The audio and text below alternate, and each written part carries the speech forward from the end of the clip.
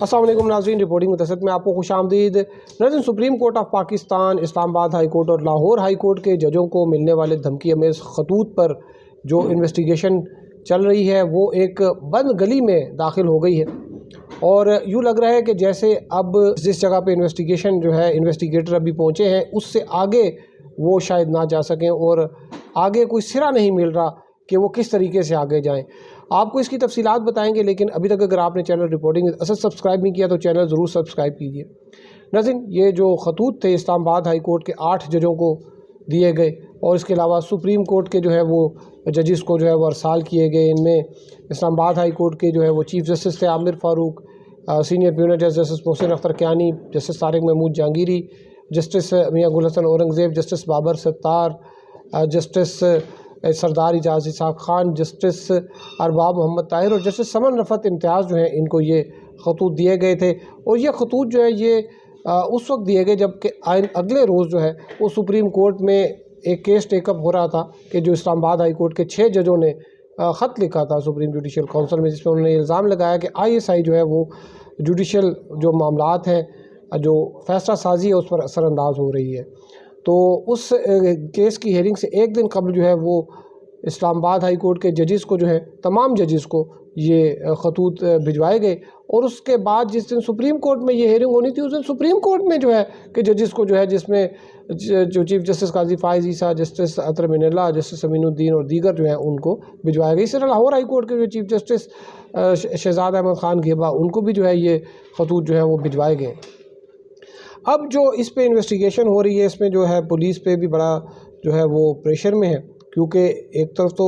Supreme court के जजेस हैं, दूसरा पे इस्लामाबाद हाई कोर्ट के जजेस हैं, लाहौर हाई कोर्ट के भी जजेस हैं, साथ में जो वज़ीर आज़म शहबाज शरीफ है उन्होंने भी जो है वो आज पुलिस को कहा है कि जो है वो इन्वेस्टिगेशन करें। और CTD जो है वो यहाँ पे इस्लामाबाद में उन्होंने FIR दर्ज की थी दहशतगर्दी की दफ़ात के तहत। ये जब ये मामला सामने आया था तो उस वक्त मैंने सबसे पहले ये ट्वीट भी किया था कि जो दहशतगर्दी की दफ़ात के तहत जो है वो मुकदमात अंदर का जो है वो दर्ज होंगे और जो CTD है वो इसकी इन्वेस्टिगेशन करेगी। तो अब जो CTD जो है उसने इन्वेस्टिगेशन की है तो वो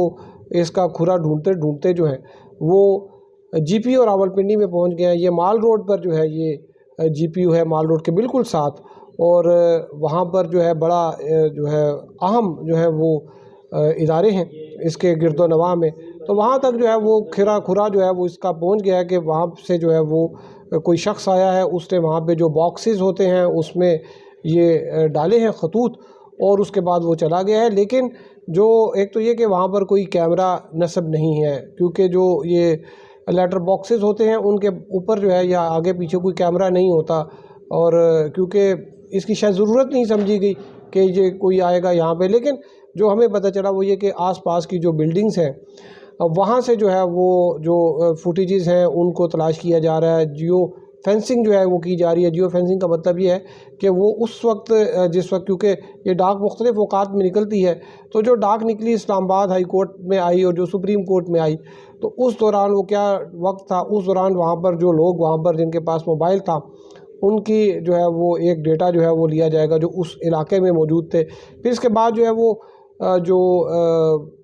कैमरा है जो आगे पीछे बिल्डिंग्स में लगे हुए हैं उनसे जो है वो कोशिश की जाएगी कि कुछ जो है वो तयन किया जा सके कि वो कौन शख्स था जो इसने आके यहाँ पर जो है वो खतूत डाले। क्योंकि इसमें जो नाम नहीं लिखे, एक जो है वो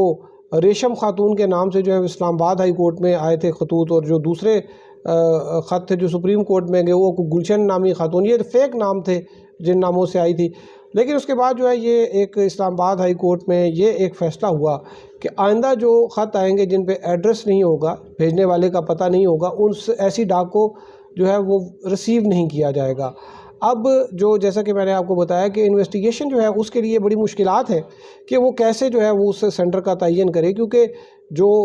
ना तो उनको कोई CCTV फुटेज वहाँ से मिल रही है, ना कोई और किस्म की जो है वो मालूमात मिल रही है। वो सिर्फ जो है वो डाकखाने के जो अमला था GPO का, उनसे पूछगछ कर रहे हैं कि बताएं जी कि ये क्या था, कौन सा। लेकिन उनको क्या पता, उनके पास तो हज़ारों लोग जो हैं वो आते हैं, खतूत आते हैं, वो कोई लेटर बॉक्स में डाल के चला जाता है, वो लोगों की मॉनिटरिंग तो नहीं कर रहे होते। तो ये एक हमारी जो पाकिस्तान पोस्ट है उसका ये एक बहुत बड़ा सुकम है कि उसने जो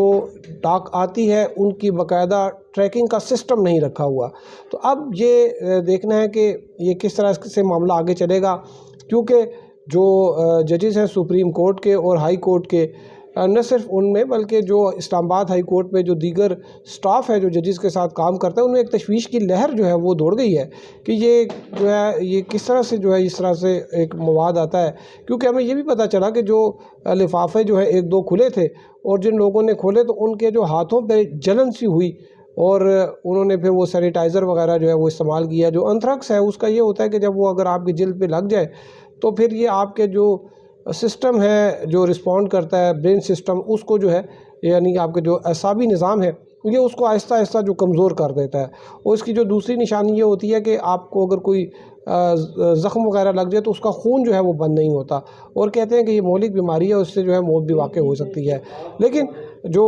अभी तक जो है इस बात का तयन नहीं हुआ, ये शुबा ज़ाहिर किया जा रहा है कि एंथ्रेक्स, क्योंकि उसमें लेटर में जो है वो लिखा हुआ था कि ये एंथ्रेक्स है। तो ये अभी जो इसकी जो फॉरेंसिक रिपोर्ट आएगी, जो इसके पंजाब फॉरेंसिक साइंस जो लेबॉर्ट्री है उसमें ये गया हुआ है, मवाद भेजा हुआ है, तो जो उनकी रिपोर्ट आएगी तो उसके बाद जो है ये तयन होगा कि ये किस किस्म का जो है मटेरियल था, ये पाउडर तो था क्या, ये जो था डेडली था, या ये वैसे ही किसी ने शरारत की कोई टेलकम पाउडर जो है वो डाल के भेज दिया। आपको हम अपडेट करते रहेंगे। अब तक के लिए इतना ही हमारे साथ रहने का शुक्रिया। अल्लाह हाफ़िज़।